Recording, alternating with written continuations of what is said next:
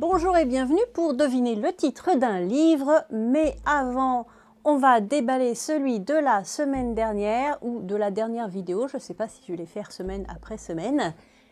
Et c'était... Oh, le suspense! L'Opossum rose de Federico Axat. Alors, est-ce que tu avais trouvé?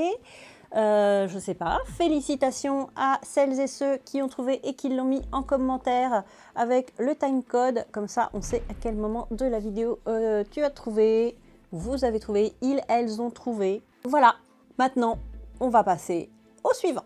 Bon, avant de commencer, je vais laisser les guignols t'expliquer comment ça marche. Les guignols, elles sont bien gentilles de t'aider à faire des vidéos, elles ont autre chose à faire. Hein. Ah mais carrément quoi, guignol et puis quoi encore? Oui bon, désolé, mais avouez que des fois vous faites tout pour me casser les pieds, hein.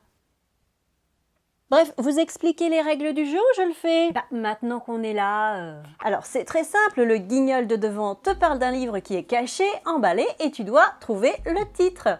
Et l'auteur, souvent. Et tu as aussi le droit d'aller fureter sur le net ou ailleurs. Et si tu crois avoir trouvé, tu le mets en commentaire avec le timecode qui nous dit à quel moment tu as trouvé. Merci. Bref, alors, indice. C'est encore au livre de poche, mais cette fois-ci, ce n'est pas un roman. Et je l'ai acheté pour deux raisons. 1, ça parle de coïncidence. Et elle aime ça.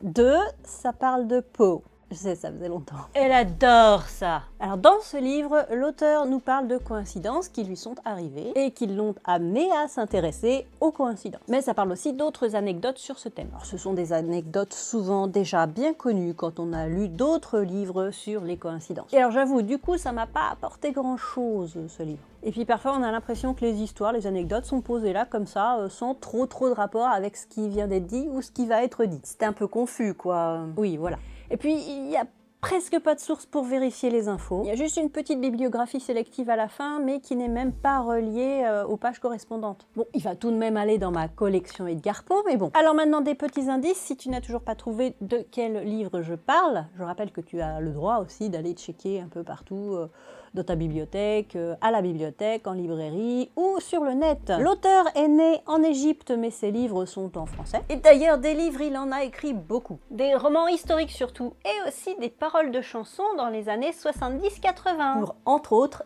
Dalida. Et il s'appelle Gilbert Cassab, de son vrai nom. Allez, bonne recherche et sur ce, like, partage, pour voir si tes amis vont trouver. Abonne-toi, active la cloche, et bonne lecture. Moi je veux mourir sur scène, devant les projecteurs.